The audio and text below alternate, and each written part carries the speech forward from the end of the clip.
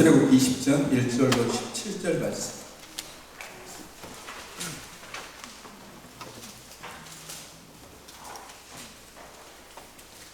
출애굽 20장 1절로 17절입니다. 하나님이 이 모든 말씀으로 말씀하여 이르시되 나는 너를 애굽 땅 종되었던 집에서 인도하여 낸 내 하나님 여호와니라. 너는 나 외에는 다른 신들을 내게 두지 말라. 너를 위하여 새긴 우상을 만들지 말고 또 위로 하늘에 있는 것이나 아래로 땅에 있는 것이나 땅 안에 물속에 있는 것에 어떤 형상도 만들지 말며 그것들에게 절하지 말며 그것들을 섬기지 말라. 나 내 하나님 여호와는 질투하는 하나님인즉 나를 미워하는 자의 죄를 갚되 아버지로부터 아들에게로 3, 4대까지 이르게 하거니와 나를 사랑하고 내 계명을 지키는 자에게는 선대까지 은혜를 베푸느니라. 나는 내 하나님 여호와의 이름 너는 내 하나님 여호와의 이름을 망령되게 부르지 말라. 여호와는 그의 이름을 망령되게 부르는 자를 죄 없다 하지 아니하리라. 안식일을 기억하여 거룩하게 지키라. 엿새 동안은 힘써 내 모든 일을 행할 것이나 일곱째 날은 내 하나님 여호와의 안식일인즉 너나 내 아들이나 내 딸이나 내 남종이나 내 여종이나 내 가축이나 내 문 안에 머무는 객이라도 아무 일도 하지 말라. 이는 엿새 동안에 나 여호와가 하늘과 땅과 바다와 그 가운데 모든 것을 만들고 일곱째 날에 쉬었음이라. 그러므로 나 여호와가 안식일을 복되게 하여 그날을 거룩하게 하였느니라. 내 부모를 공경하라. 그리하면 내 하나님 여호와가 내게 준 땅에서 내 생명이 길리라. 살인하지 말라. 간음하지 말라. 도둑질하지 말라. 내 이웃에 대하여 거짓 증거하지 말라. 내 이웃의 집을 탐내지 말라. 내 이웃의 아내나 그의 남종이나 그의 여종이나 그의 소나 그의 낙이나 무릇 내 이의 소유를 탐내지 말라. 아멘.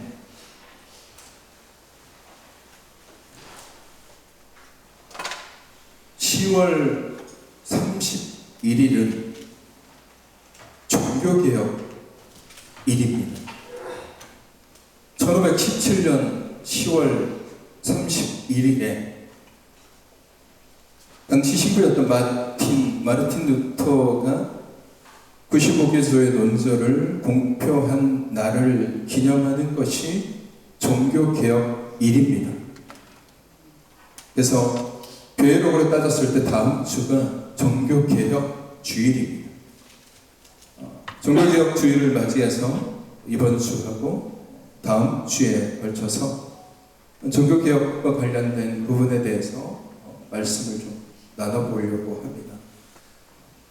종교개혁이라는 말은 리포메이션이라는 말인데 단순히 그냥 종교개혁의 의미가 아니라 우리가 지금 다니는 이 교회, 우리를 뭐라고 얘기하냐면 우리는 개신교인이다라고 얘기해요. 그러니까 기독교인 안에도 기독교에는 천주교도 있고 그러니까 로마 카톨릭도 있고 성공회도 있고 이렇게 다 나눠져 있는데 개신교도 그 안에 포함되어져 있는데 우리는 개신교입니다. 그래서 개신교 종교개혁이라고 부르는 게 정확하게 맞는 말이죠. 왜냐하면 1517년 10월 31일에 종교개혁이 시작이 됨으로 인해서 우리의 개신교가 프로테스탄트라는 이 개신교가 시작이 되었습니다. 우리가 이 종교개혁에 대해서 한 가지 오해를 하는 부분들이 있는데 그게 뭐냐면 개혁이라고 얘기하니까 뭔가 완전히 뜯어고친 것이다라고 생각하는 부분들이 많은데 사실 종교개혁은 말 그대로 본질로 돌아가는 거예요. 본질. 뭔가를 뜯어고치는 게 아니라 본질로. 그래서 우리가 예전에도 한번 제가 말씀으로 나눈 적이 있는데 솔라라는 얘기, 솔라피데아, 솔라스크립투라 이런 얘기, 오직 믿음으로, 오직 말씀으로 이런 얘기를 하는 것도 다시 본질로 돌아가는 운동이 종교개혁 운동이에요. 왜냐하면 교회가 타락하기 시작하면서 교리적으로나 신앙적으로 엄청나게 많은 부패와 타락이 있었어요. 그래서 본질에서 벗어났어요. 진리에서 벗어났어요. 그래서 종교개혁이라는 것은 뭐냐면 벗어난 진리에서 다시 진리로 돌아가자에 대한 운동이에요. 말씀을 자기 멋대로 해석하던 시대에서 아니다, 말씀으로 다시 돌아가자가 종교개혁. 그래서 개신교가 그걸로 인해서 시작이 된 거예요. 그러니까 개신교는 로마 카톨릭의 신앙의 본질, 진리, 이것에서 벗어난 것들에 대해서 이러면 안 돼 라는 생각을 가지고 다시 본질로 돌아가자라는 그런 운동, 개념, 개혁을 통해서 다시 돌아간 거예요. 그래서 개신교가 시작이 되었던 거예요. 본질을 잃어버리면서 그 본질 속에 본질을 잃어버리면 거기에 뭐가 들어가냐면 사람들의 사심이나 자신들의 사상, 생각, 욕심이 그 안에 들어가게 돼요. 그래서 개인의 생각들이 그 빈자리를 차지하게 되면서 변질이 돼요. 제가 늘 말씀드리지만 신앙생활에 있어서 가장 위험한 게 뭐냐면요, 자기의 이익을 위해서 성경의 말씀을 사용하는 거예요. 그러니까 말씀을 가지고 어떤 현상과 어떤 상황과 어떤 말을 판단하고 내가 체험한 것들을 판단하는 것이 아니라 내가 경험하거나 내가 체험한 것, 혹은 내가 생각하는 것들, 혹은 내가 말하는 것들, 혹은 내 이익, 내 욕심을 위해서 말씀의 구절들을 가져다가 쓰는 것, 이게 제일 위험한 거예요. 이단과 사이비가 제일 많이 하는 게 이거예요. 자신들의 입맛에 맞는 구절만 딱 띄워가지고 전체적인 하나님의 말씀의 본질이 아니라 그냥 그 말씀만 똑 띄워가지고 이러니까 내 말이 맞아 라고 얘기하는 그런 말들이 바로 이단과 사이비죠. 근데 이단과 사이비뿐만 아니라 지금의 시대도 비슷합니다. 로마 카톨릭이 타락하게 된 것도 처음부터 로마 카톨릭이 타락한 것이 아니라 서서히 그런 현상들이 벌어지기 시작하면서 타락하기 시작한 거예요. 오늘날도 마찬가지죠. 진리에서 사람들이 자꾸 벗어나려고 해요. 본질에서 사람들이 자꾸 벗어나려고 해요. 하나님의 말씀에서 자꾸 벗어나려고 해요. 벗어나면서 하는 일들이 뭐냐? 우리의 생각들, 내가 생각하는 사상들, 혹은 내가 밀고 있는 이데올로기, 내가 굳건하게 확신하고 있는 그 생각들을 말씀에서 똑 띄워가지고 요거를 접합시킨단 말이에요. 이게 문제가 돼요. 이렇게 이런 것들을 하나하나 놔두게 되면 말 그대로 덕지덕지 뭔가 붙어요. 지저분해지면서 결국 이게 종교의 타락이 오게 되고 교회의 타락이 오게 되고 그 안에 그리스도인들의 타락이 생겨나기 시작하는 겁니다. 제가 오늘 십계명에 대한 말씀을 이렇게 이야기를 함께 나눌 텐데, 이 십계명에 대해서 종교개혁의 관점에서 우리가 이 십계명을 어떻게 바라봐야 될 것인지. 왜냐하면 많은 사람들이 이 십계명을 무시하는 경향들이 되게 많습니다. 왜냐하면 구약시대 때의 계명이니까 오늘날 우리와 잘 맞지 않아. 되게 옛날, 사실 그 십계명은 BC 1500년 경에 하나님께서 주신 그 계명이기 때문에 지금으로 따지면 한 3500년 정도 이렇게 시대가 뒤터져 있단 말이에요. 그러다 보니까 너무 시대가 차이가 많이 나니까 오늘날과는 맞지 않아 라고 생각하면서 자신들이 해석하고 자신들이 생각하는 것들이 먼저 앞서다 보니까 십계명에 대해서 별로 그렇게 크게 중요하게 생각하지 않습니다.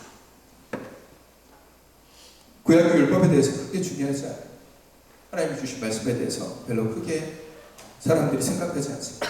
십계명을 데칼로그라고 얘기해요. 10가지의 계명이라고 얘기를 하는데 그 배경에 대해서 제가 좀 더 자세하게 말씀을 드려보도록 하겠습니다. 십계명은 우리가 이제 모세오경을 통해서 보면 십계명은 정확하게 모세가 이스라엘 백성들을 애굽에서 탈출시킨, 그러니까 출애굽을 한 지 3개월째가 되는 해 그 날에 시내산에 도착하게 됩니다. 걸리는 시간이 한 대략 어떤 사람들은 한 40일, 어떤 사람들은 2달 얘기하는데 성경적으로 봤을 때 대략 3개월 정도의 그런 시일이, 거리상으로 따졌을 때는 우리가 그냥 걸어갔을 때 한 15일 정도면 충분해요. 근데 인원이 한 300만 명 되는 인원이, 대다수의 인원이 움직여야 되기 때문에 그것보다는 훨씬 더 많은 시간이 걸려서 한 3개월쯤에 시내산에 도착하게 돼서 모세가 시내산 꼭대기에 혼자 올라갑니다. 여호사도 대동하지 않고, 그 다음에 아론도 대동하지 않고 모세만 올라가요. 그리고 40주 40날을 먹지도 않고 마시지도 않고 그곳에 보내요. 말 그대로 금식이 아니라 단식 상태에서 시내산에 머물러 있습니다. 그리고 그 40일의 시간 속에서 하나님께서 하나님의 손가락으로 돌판을 만드시고 직접 만드시고 그 돌판에 글을 쓰시는 거예요. 그래서 그 쓰여진 글이 10가지의 단락으로 되어 있는 거예요. 그래서 우리가 흔히 그것을 10가지 계명, 10계명이다라고 얘기를 합니다. 첫 번째 돌판은 없어요. 왜 없을까요? 모세가 깨뜨렸기 때문에. 화가 머리까지 나가지고 나는 고생해서 단식해가지고 40일 동안 단식해서 하나님의 율법을 받아왔는데 밑에 동네 갔더니 송아지로 금송아지로 뭐 만들어 놓고 이게 하나님이다라고 절하고 춤추고 난리 쓰고 있으니까 모세가 화가 나서 첫 번째 돌판은 깨뜨려서 없어져요. 두 번째 돌판을 하나님께서 주시죠. 두 번째 돌판은 모세가 직접 돌을 돌판 형태로 조각해서 가지고 가요. 첫 번째는 하나님이 만들어 주셨지만 두 번째는 모세가 직접 돌판을 만들어 주셨고 만들어갖고 올라갔고 똑같이 40주 40야를 그곳에서 보내면서 하나님께서 돌판에 직접 10가지 계명을 쓰셨습니다. 자, 이건 그냥 배경적인 얘기. 하나님께서 두 개의 돌판에 10가지의 계명을 기록해 주셨어요. 이 계명은 이 돌판에다가 기록해 주신 것은 그냥 이 돌판 멋있지. 그 사람들에게 보여주기 위해서. 그래서 이 돌판은 언약궤에다가 집어넣어놔요. 그래서 언약궤가 움직일 때마다 이 돌판이 10가지 계명을 이스라엘 백성들이 그냥 멀리서 저기 언약궤 안에 하나님이 주신 십계명이 들어있구나 라는 식으로만 보는 거죠. 이 십계명을 주신 거는 이거를 그냥 장식하라고 주신 게 아니에요. 그리고 우리가 하나 착각한 게 뭐냐면 착각할 수 있는 게 뭐냐면 이 십계명을 지켜야만이 구원을 받는 게 아니에요. 이 십계명은 구원의 척도가 아니에요. 이미 십계명을 받기 전에 하나님은 이스라엘 백성들을 택하셨어요. 그리고 하나님의 백성으로 삼아 주셨어요. 그러면 이 십계명은 뭐냐? 십계명은 말 그대로 최소한의 선이에요. 선. 하나님이 그어놓으신 선. 그리고 또 하나는 이 10가지 계명을 단순하게 계명으로 바라보는 것이 중요한 것이 아니라 이거는 감사의 제목이에요. 하나님이 이 계명을 통해서 내가 너희들을 이만큼 사랑하고 있어. 이렇게 관심을 갖고 있어라고 얘기하시는 그런 말씀이 십계명. 잊어버리지 말라고. 이 십계명을 하나님께서 주신 것은 이스라엘 백성들에게 너 이렇게 죄 지으면 너 이거 죄야. 너 이렇게 하면 크게 혼날 거야. 라고 단죄하고 정죄하고 하지 말라고 윽박지르기 위해서 주어진 것이 아니라 하나님의 자녀로서 은혜로운 삶이 어떤 것인지를 보여주는 지침서 내지는 안내서와 같은 게 십계명이에요. 모세오경을 연구하는 연구하시는 학자들이 보면 우리가 토라라는 말씀이 있어요. 토라라는 건 뭐냐면 하나님이 사람들에게 지키라고 주신 말씀을 토라라고 해요. 그래서 이 토라는 모세오경에 창세기는 빼고 출애굽기, 레위기, 민수기, 신명기 안에 들어가 있어요. 그래서 이 토라를 다 찾아봤더니 몇 개가 있냐면 613개의 토라의 조항이 들어가 있어요. 그래서 학자들이 이걸 좀 들여다보니까 이 613개의 조항 중에 248개의 조항은 긍정적인 조항. 긍정적이라는 건 뭐냐면 뭘 해라. 이렇게 해라. 라는 조항이 248개가 되고 나머지 365개의 조항은 금하는 계명. 이렇게 하지 마. 라는 조항. 이거는 십계명 이후에 나오는 토라의 조항. 십계명 이후에. 근데 십계명은 그 전에 나오는 거예요. 이 십계명은 뭐냐? 이 613개의 이 조항을 10가지로 함축적으로 압축시켜 놓은, 요약해 놓은 게 10가지의 계명이에요. 그리고 이 계명을 먼저 주셨어요. 10가지 계명. 하나님께서 10가지 계명을 먼저 주시고 그 다음에 613개 뭐 피를 먹지 말아라 뭐 이런 여러 가지 이런 계명들에 대해서 그 다음에 주신 거예요. 그러면 왜 하나님이 10가지 계명을 주셨을까? 중요한 게 10개밖에 안 됐었기 때문에 10개만 주셨을까? 물론 그런 의미도 되지만 정확하게 우리가 하나님의 의도를 파악할 수가 없어요. 근데 이제 어떤 학자는 왜 하나님이 10가지의 그 계명을 주셨을까 생각해보면, 기초적으로 사람들이 요즘은 우리가 수학이 발달돼서 계산기를 두들기고 막 이렇게 하고 머릿속으로 암산도 하고 뭐 괴상한 로그, 탄젠트 이런 거 얘기하잖아요. 그때 당시에는 수학이 아니라 거의 산수 개념이에요. 산수 개념. 수를 세면 어떻게 세요? 손가락 10개를 들고 하나, 둘, 셋, 넷, 다섯 이렇게 되잖아요. 10가지 계명을 왜 주셨을까 연구해보니까 사람의 손가락이 넓게 세요. 10개에서 하나는 한 계명씩 접어가면서 사람들이 이 계명을 기억하고 지키라라는 의미에서 10가지를 주셨다라는 얘기가 있어요. 그건 설입니다. 이 10가지 계명인데 이 10가지 계명은 613개의 토라의 조항을 압축시켜놓은 거예요. 그러면 이 10가지 계명 또한 2가지로 압축시켜놓을 수가 있어요.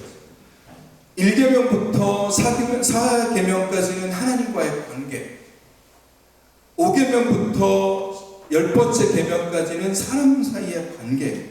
이걸 명확하게 조금 더 얘기하면 1번부터 4번 계명은 하나님 사랑, 5번부터 10번 계명은 이웃 사랑이라고 우리가 구별할 수 있어요. 그리고 이 구별을 누가 하셨을까요?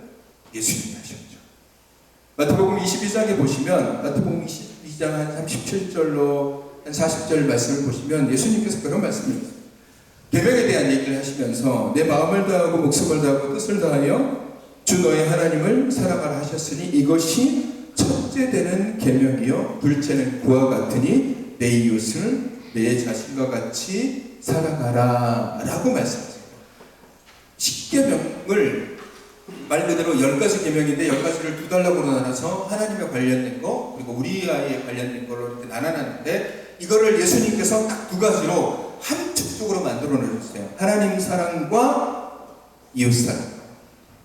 자, 그렇다면 10계명의 기본은 정죄가 10계명의 기본은 하나님이 10계명을 주신 것은 야, 너 이렇게 죄를 지었어? 너 나쁜 놈. 너 죄를 지었으니까 넌 벌 받아야.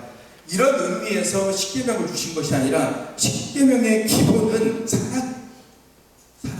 하나님이 우리를 사랑하셨기 때문에 우리로 하여금 그 사랑을 너희가 내 사랑을 받았지? 이스라엘 백성에게도 마찬가지예요. 내가 너희를 사랑해서 출애굽시켜줬잖아. 노예로서 살아가는데 430년 동안 40년도 아니고 4년도 아니고 430년 동안 노예로 살아갔던 너희들을 내가 구해줬잖아. 사랑으로. 그래서 구해줬으니까 이제는 너희가 나를 사랑하고 이웃을 사랑해 라는 의미에서 주신 게 10계명. 그러니까 10계명의 정신은 정죄가 죄를 들추어내기 위해서 그래서 죄를 들추어내서 저 사람 죄인이야 저 사람 나쁜 놈이야 라고 손가락질 받게 하기 위해서 10계명을 주시는 것이 아니라 사랑, 하나님의 사랑을 보여주시고 그리고 그 사랑을 우리의 삶 가운데서 드러내게 하기 위해서 10계명을 주신 거예요. 하나님의 은혜를 알고 구원의 소망을 가진 사람들이 이 10계명을 통해서 반드시 서로 사랑하며 살아가도록 주어진 것이 10계명. 자, 제가 왜 10계명에 대한 얘기를 하냐면 오늘 우리는 10계명을 되게 무시해요. 10계명 크게 생각하지 않습니다. 외우고 다니는 사람들도 분명히 있긴 하겠지만 이 10계명에 대해서 기계적으로 생각하는 경우들이 있어요. 여러 가지 계명이지. 10계명은 이런 거야 라고 바라볼 뿐이지 그 그 안에 담겨져 있는 본질적인 의미를 깨닫기보다는 그냥 단지 십계명, 성경 퀴즈대회에서 십계명, 그러니까 10가지 계명 외우면 되지, 이런 식으로 마치 장식품처럼 그렇게 생각하는 경우들이 있습니다. 그래서 그리고 아까도 제가 말씀드렸지만 3,500년 전에 기록되어져 있는 계명을 지금도 필요해? 라고 생각하면서 굳이 십계명을 지킬 필요가 있나? 라고 얘기를 합니다. 613개의 조항을 압축해서 10개로 줄여놨어요. 그리고 예수님께서는 이 10개의 계명을 딱 2개로 줄여놨어요. 십계명은 장식품이 아니에요. 외우라고 주신 게 아니라 지키라고 주신 거예요. 지키라고. 하나님을 사랑하고 이웃을 사랑하는 의미에서 주신 계명이고, 이 계명을 지킴으로 인해서 하나님의 자녀로서의 삶을 살아가도록 주어진 계명이 이 십계명이에요. 자, 이 10가지 계명이 3,500년 전에 만들어진 계명이기 때문에 오늘날 우리와 크게 상관이 없는 계명인가? 들여다보면은 지금 오늘날 우리와 상관없는 계명은 단 하나도 없어요. 10가지 계명을 우리가 다 들여다보면 오늘날 우리가 반드시 지켜야 되는 계명이 10가지 계명이에요. 하나님과의 관계에서 오는 계명, 이웃과의 관계에서 오는 계명 중 우리가 지금이랑 잘 안 맞아, 옛날에는 그랬는데 지금은 이게 안 통해 라고 할 만한 계명은 없어요. 단 하나도 없어요. 10가지 계명 우리가 살펴볼까요? 첫 번째부터 네 번째까지가 하나님과의 관계, 하나님 사랑에 대한 얘기죠. 오늘 말씀을 보면은 간단하게 얘기하면 첫 번째가 다른 신을 두지 말라는 거예요. 나 외에는 다른 신을 두지 말라. 근데 여러분 가만히 보십시오. 오늘날에 다른 신들 얼마나 많습니까? 여러분 우리 곁에 신이 되게 많아요. 나이키 프로스펙스 이런 거 말고, 돈이 우리의 신이 될 수도 있고, 자녀가 우리의 신이 될 수도 있고, 명예가 우리의 신이 될 수도 있고, 이데올로기가, 신념이 우리의 신이 될 수도 있어요. 신이라는 존재가 되게 많아요. 인터넷이 신이 될 수도 있어요. 유튜브를 마치 신처럼 믿는 사람들이 있어요. 유튜브에서 하는 말은 무조건 오라. 뉴스가 신인 사람들도 있어요. 신문이 신인 사람도 있고, 내가 좋아하는 사람의 말이 마치 신의 말처럼 저 사람이 얘기하는 거 무조건 오라 라고 받아들이는 경우도 많이 있어요. 나 외에는 다른 신을 두지 말라고 했는데 오늘날 보십시오. 우리는 우리 주변에 수많은 신들 속에 둘러싸여 있어요. 두 번째 계명 가볼까요? 우상을 만들지도 말고 섬기지도 말라고 얘기했지만 우리 주변에 우상이 엄청 많습니다. 뭔가 만들어진 우상도 있지만 자녀가 우상이 되는 경우도 있고, 부모가 우상이 되는 경우도 있고, 특별한 존재를 우상으로 만들어버려요. 그걸 추종해요. 그런 경우들이 얼마나 많습니까? 우상은 다른 신과 동일하게 지금에도 굉장히 많이 있어요. 하나님보다 앞서는 것은 다 우상인 거죠. 하나님의 이름을 망령되이 함부로 부르지 말라라고 얘기했는데, 우리 자신의 이익을 위해서 하나님의 이름을 팔아먹는 경우가 얼마나 많습니까? 자신의 신념이 옳다라고 얘기하면서 그거의 근거로 예수의 이름을 팔아먹는 사람들이 얼마나 많아요. 그리스도인들 가운데 예수의 이름을 팔아서 자기의 이익을 얘기하고 자기의 신념을 얘기하고 자기가 원하는 것들을 취득하는 사람들이 얼마나 많아요.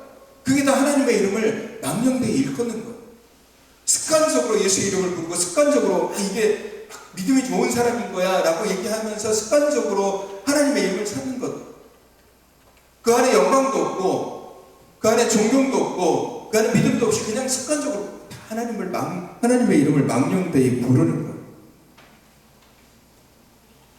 여러분 안식일을 기억하여 거룩하게 지키라라고 얘기했는데, 우리가 이 안식일을 그렇게 지키는 사람들이 얼마나 될까요? 주님의 날에 대해서 우리가 그렇게까지 생각하면서 지킵니까? 빠져들고 이렇게 하면 안 해도 되고.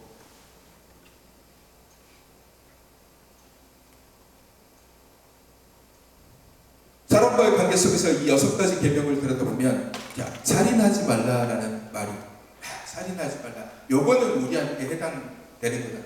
누가 살인해요? 우리는 살인 안 해요. 근데 여러분 성경에 보시면요, 살인하지 말라는 걸 꼭 누군가를 뭐 칼로 찌르거나 뭐 때려서 이렇게 목숨을 이렇게 앗아가는 것을 살인이라고 얘기하는데, 요즘은 그것보다 더 심한 살인, 이 사람을 죽이는 게 얼마나 많습니까? 말로 사람을 죽이죠. 사람들이 극한의 상황을 몰아붙여서 사람을 죽이죠. 댓글로 그러니까 아무렇지도 않게 그냥 글 하나 썼는데 그 글 때문에 사람들이 상처받고 아파해서 죽는 경우도 얼마나 많습니다. 살인이라는 게 꼭 그렇게 해야만 살인이 아니에요. 예수님은 율법을 완성시키신 분인데, 예수님께서는 이 살인에 대해서 뭐라고 얘기하냐면, 너희가 형제에 대해서 바보라고 얘기하는 거, 그것도 살인이다. 간음하지 말라라는 얘기. 우리는 간음 안 해 라고 얘기하는데, 솔직히 부끄럽지만 교회 안에 그런 일들이 되게 많아요. 되게 많아요. 제가 대학교와 신학대학원을 다니면서 선배 목회자이자 교수님들이 목회 현장을 나가는 우리가 후배들이잖아요. 후배들에게 항상 얘기하는 것 중에 조심해야 되는 게 뭐가 있냐? 돈, 그리고 이성. 여자 목사님도 계시기 때문에 이성에 대한 얘기를 항상 조심해요. 왜? 그걸로 인해서 문제들이 얼마나 많이 벌어집니까? 그것만 있습니까? 예수님 뭐라고 얘기해요? 너희가 간음하지 말라고 얘기했는데, 이성에 대해서 음흉한 생각을 가지고 바라보는 것만으로도 간음이라고 얘기해요. 마음에 그런 것만 품고 있어도 간음이라고 얘기하는 거예요. 자, 도둑질을 하지 말라. 도둑 참 많죠. 많잖아.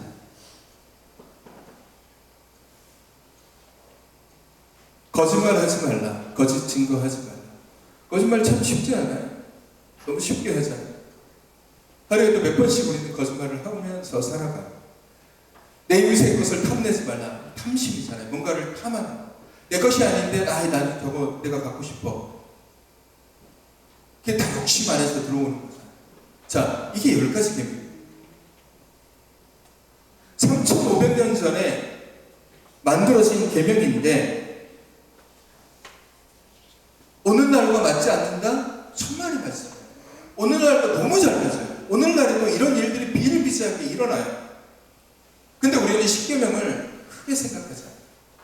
십계명은 우리로 하여금 왜 하나님께서 주셨냐면, 십계명은 우리로 하여금 하나님을 사랑하는 마음과 이웃을 사랑하는 마음을 갖게 하기 위해서 주신 거예요. 그게 뭐냐면 결국은 우리가 가지고 있는 신앙의 본질이에요.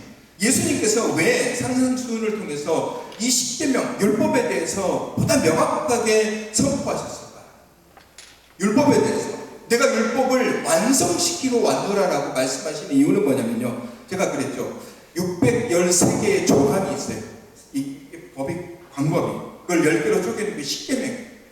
법이라는 것은 항상 틈이 있어요. 틈이 없으면 사람들이 그 틈을 만들어내죠. 우리나라에도 법이 많잖아요. 헌법이 있어요. 헌법 조항이 있죠. 뭐 법이 이렇게 있단 말이에요. 근데 우리가 그런 말들을 들어보셨죠. 불법이라는 말. 불법은 말 그대로 법을 지키지 않는 것을 불법이라고 얘기해요. 근데 편법은 뭐예요? 틈이잖아요. 얘는 불법은 아니야. 근데 애매해. 이걸 했다고 해서 잡혀가진 않아요. 그게 편법이죠. 이게 틈이에요. 계명의 틈도 마찬가지예요. 사람들이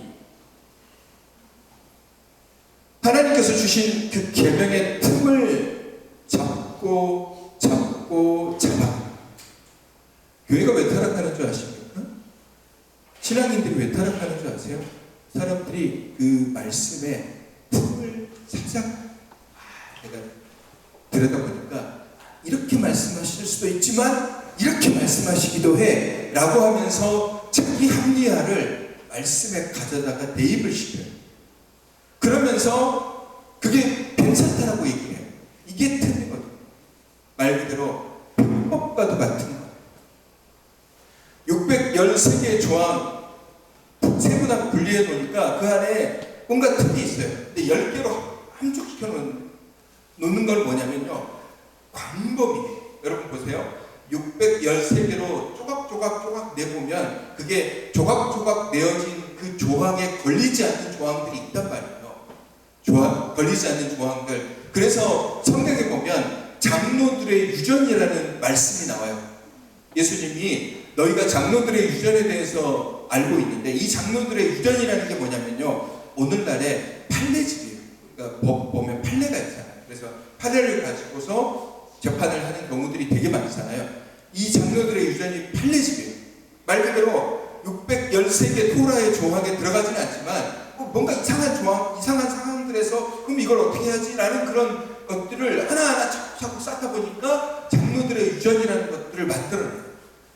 그게 빈틈을 노리는 사람들이 많아서, 야, 그럴 때는 이거야, 그럴 때는 이렇게 해석하는 거고, 그렇게는 이렇게 조합해서 이건 죄야, 이건 잘못된 거야 라고 얘기하는 게 장로들의 유전이에요. 세밀하게 쪼개놓다 보면은 빈틈이 더 많아져요. 10가지 계명을 먼저 이야기하신 거예요. 이건 광범위예요. 10가지 계명은 광범위예요. 613개를 10개로 다 묶어놓잖아요. 이 광범위했던 것들을, 그러니까 이 조밀조밀했던 것들을 딱 쪼아서 광범위하게. 근데 예수님께서 이 10가지의 광범위한 것을 더 압축시켜가지고 2개로 나눠놨어요. 2개로 나눠놨으니까 보다 틈이 많지 않아? 라고 얘기하는데, 여러분 놀랍게도요, 예수님께서 2개로 압축시켜놓으니까 너무너무 광범위해졌어요. 하나님 사랑, 이웃 사랑 해놓으니까 우리가 행하는 모든 것이 그 안에 다 포함되어 있어요. 여기에는 편법이 적용되지 않아요. 그 이전에는 조목조목 따져가지고, 이럴 때는 간음이 아니고, 이럴 때는 거짓말이 아니고, 이럴 때는 죄 짓는 게 아니고 다 얘기하는데, 하나님 사랑, 이웃 사랑 딱 해보니까 너 그거 사랑 아니잖아, 그럼 죄야. 이렇게 그냥 완전히 광범위한 것 속에 포함이 시켜버려요. 그래서 예수님께서 이 계명을 2가지로 딱 줄여놓은. 제가 왜 이런 얘기를 말씀을 드리냐면, 우리가 십계명을 정말 깊이 바라봐요. 하나님 우리에게 지키라고 주신 거예요. 물론 그 전에 그 십계명을 만들 당시에도 십계명만 있었겠어요? 거기에 보다 더 많은 그런 조항들이 많이 있었을 거예요. 그럼에도 불구하고 10가지의 계명을 하나님께서 세워주신 이유는 이 10가지가 기본인 거예요. 그런데 우리는 이 기본적인 10가지의 제약을 바라보기보다는 다른 것들을 바라봐요. 다른 것. 자꾸 그 틈, 자기가 만들어 놓은 것들, 사람이 만들어 놓은 것들, 그런 것들을 스스로 만들어낸다. 교회가 타락했을 때 어떤 모습이었냐면, 하나님의 주신 말씀을 바라보면서 그 틈을 노리고 그 틈을 더욱더 키워가면서 자신들의 이익을 앞섰어요. 면죄부가 마찬가지잖아요. 야, 면죄부를 만들면 그 용서받을 수 있어 라는 얘기를 성경에는 없어요. 성경에는 없는데 자신들이 그거를 어떻게든 끌어당겨가지고 그 틈을 만들어서 이건 이렇게 하면 맞는 거야 라고 얘기하는 거예요. 십계명에 살인하지 말라고 얘기했지만, 직접적으로 사람을 죽이는 것도 죄가 되지만, 그 사람의 삶을 막다른 길로 몰아붙이는 것도 해당되는 거예요. 계명의 본질을 바라보면 하나님을 사랑해야 되는 것이고 사람을 사랑해야 되는 것인데, 그 틈을 노리면서 그 정도면 괜찮지라고 스스로 그렇게 만들어버려요. 여러분, 십계명은 우리에게 주어진 선이에요. 그리고 이 십계명은 사람이 만든 게 아니에요. 여러분, 십계명은 사람이 만든 게 아닙니다. 사람들이 모여가지고, 야, 우리가 율법을 만들어 볼까? 그래서 이렇게 하지 말고 저렇게 하지 말고 이렇게 해야 되고 저렇게 해야 되고 율법을 만들어 볼까? 아니에요. 십계명은 하나님이 만드신 거예요. 10가지 계명은 하나님께서 주신 거예요. 10가지 계명을 하나님께서 주신 것은 이게 우리 그리스도인에게 주어진 삶의 선이에요.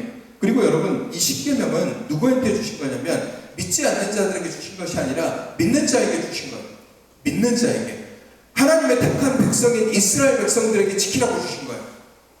이방 블레셋 사람들, 아니면 애국 사람들, 아니면 뭐 다른 족속들, 가나안에 있는 족속들에게 야 이거 지켜야 돼 라고 네가 이걸 전파해 라고 주신 것이 아니라 이스라엘 백성들, 택함을 받은 사람들, 하나님을 아는 사람들, 하나님이 한 분 하나님이시고 창조의 하나님이심을 아는 사람들에게 주신 거예요. 그 말은 뭐예요? 이 십계명은 믿는 사람들에게 주신 거예요. 믿는 사람들.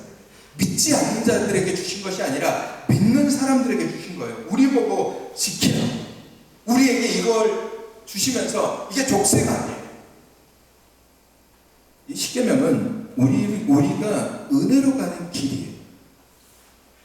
이 십계명은 우리 안에서 감사가 나오도록 향하게 하시는 길이에요. 하나님의 나라로 가게끔 하는 안내서와 같은 게 십계명이에요. 그래서 오늘 말씀 보시면 6절 말씀 보시면 이 말씀을 잘 지키면 천대까지 은혜를 베풀 것이다 라고 기록하고 있어요. 천대까지 은혜를 베풀 것이다. 말씀은 그거예요. 계명은 그거예요. 근데 우리가 이 십계명을 비틀고 뒤흔들어서 틈을 찾아내가지고 변질을 시킵니다. 자신의 이익, 자신의 욕망,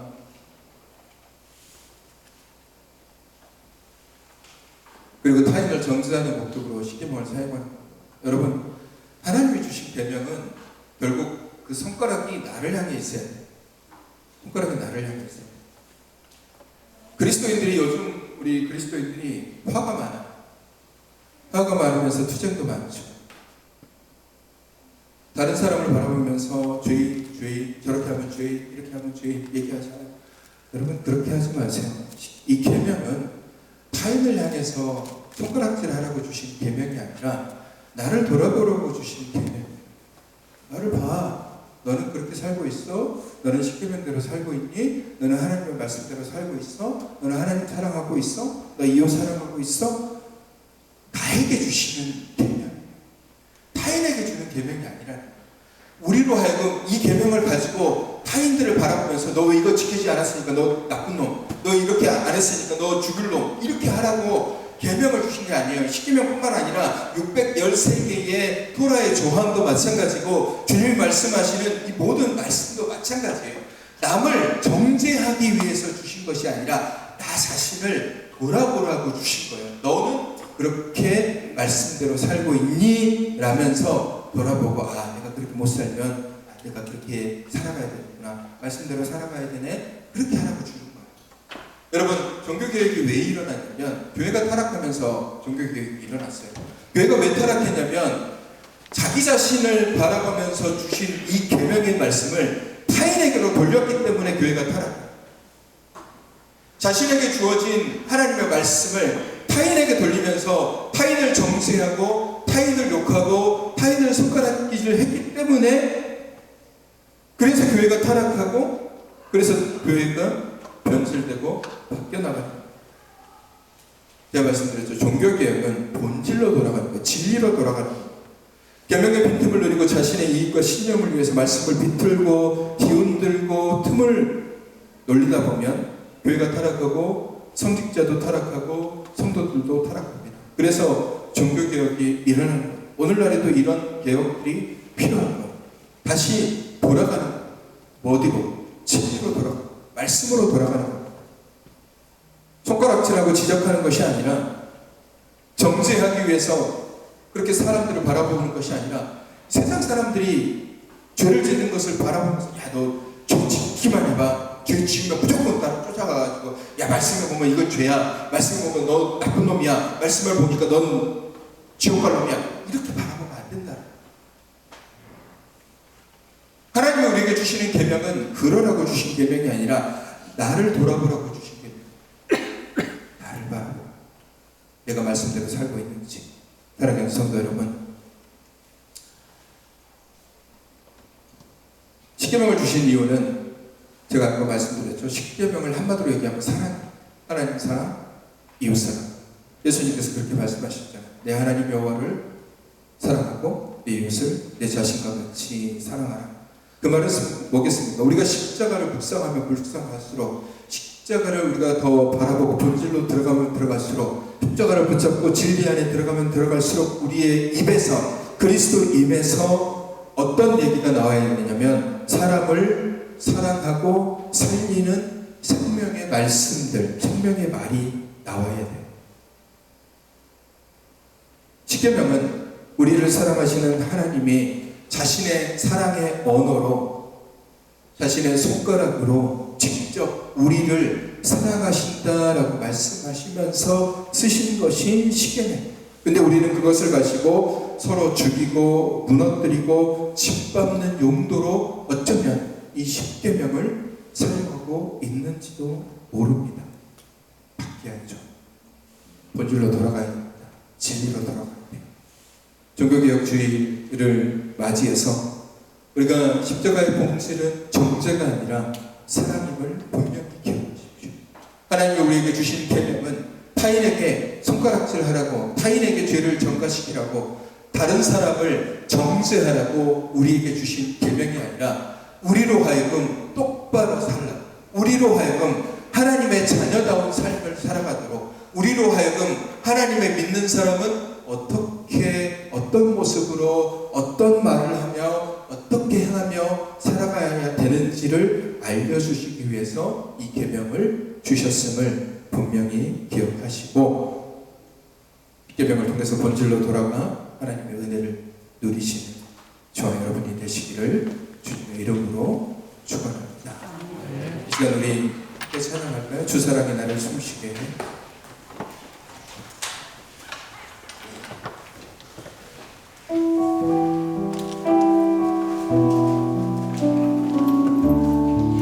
주사랑이 나를 숨쉬게 해.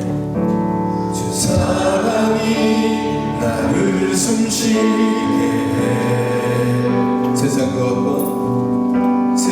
그 어떤 어려움 속에도 주 은혜로 나를 돌보시며, 주 은혜로 나를 돌보시며, 세상 끝날까지 지켜주시네. 우리 다시 한번 주사랑이 나를 숨쉬게 해. 세상 그 어떤 어려움 속에도 주 은혜로 나를 돌보시며, 세상 끝날까지 지켜주시네. 주님만이 내 아픔 아시며, 주님만이 내 맘 어루만지네. 어느 누구도 나를 향하시 주님의 사랑을 끊을 수 없네. 주님만이 내 능력이시며, 주님만이 나의 구원이시네. 어느 누구도 나를 향하시 주님의 사랑을 끊을 수 없네. 이 시간 우리 결단하며 함께 기도하겠습니다. 하나님, 서로 사랑하며 하나님의 계명을 잘 지키는 자 되길 원합니다. 우리에게 주어진 십계명이 나로 하여금 하나님을 사랑하고 이웃을 사랑하라고, 나를 돌아보고 믿음의 사람으로서 살아가라고 우리에게 주어진 계명임을 분명히 기억하게 하시고, 말씀을 내 내 욕망과 욕심의 도구로 사용하지 않게 하여 주시옵소서. 이 시간 우리 결단하며 함께 기도하겠습니다. 사랑의 하나님, 하나님의 계명, 하나님의 말씀, 하나님을 사랑하고 이웃을 사랑하라고 말씀하시는 이 말씀을 우리가 잘 깨닫고 다시 본질 속으로 돌아갈 수 있는 그리스도인 되게 하여 주시옵소서. 주어진 말씀이 다른 사람들을 손가락질하고 정죄하라고, 내 욕심을 채우라고, 내 욕망의 도구로 사용하라고 우리에게 계명을 주신 것도 아니고 우리에게 말씀을 주신 것도 아님을 분명히 기억하게 하시고, 그 말씀을 통해서, 그 계명을 통해서 내가 정말 하나님의 뜻대로 살아가고 있는지, 하나님의 말씀대로 살아가고 있는지, 그리스도인다운 삶을 살아가고 있는지를 돌아보는 그런 계명이 될 수 있도록 나를 더 돌아보게 하시고, 내가 정말 하나님의 말씀대로 살아가는 그런 그리스도인 될 수 있도록 주님 역사하여 주옵소서. 그러가신 나의 아버지 하나님, 우리에게 계명을 주셨습니다. 이 계명은 우리를 정죄하기 위해서 주신 계명이 아니라 하나님이 우리를 얼마나 사랑하시는지, 또 우리로 하여금 그 사랑을 실천해야만 하는 존재임을 깨달아 알게 하기 위해서 믿지 않는 자에게 주어진 것이 아니라 그리스도를 믿는 우리에게 믿음을 가지고 신앙을 가지고 복된 삶을 살아가라고 주신 말씀이 십계명임을 분명히 기억하게 하셔서 이 십계명의 말씀을 우리 마음속에 깊이 묵상하며 내가 정말 주님이 기뻐하시는 삶을 살아가고 있는지, 주님이 원하시는 믿음의 삶을 살아가고 있는지 돌아보는 그리스도인 되게 하여 주옵소서. 연약한 지체들, 병상에 계신 분들, 치료받고 계신 분들, 마음의 상처와 아픔이 있는 사랑하는 지체들 위로하시고 붙잡으시고 주님의 손으로 일으켜 세워 주시옵소서. 멀리 타지에 있는 지체들과 함께 참여하지 못한 지체들에게도 하나님의 은혜를 더하여 주시옵소서. 이제는 우리 주 예수 그리스도의 은혜와 하나님 아버지의 사랑하심과 성령님의 인도교통 충만하심이 10가지 이 십계명을 기억하고 그것의 본질을 붙잡고 하나님이 주시는 은혜의 길로 가기로 다짐하는 주님의 귀한 백성들 위해 이제로부터 영원까지 함께 하시기를 간절히 축원하옵나이다. 아멘.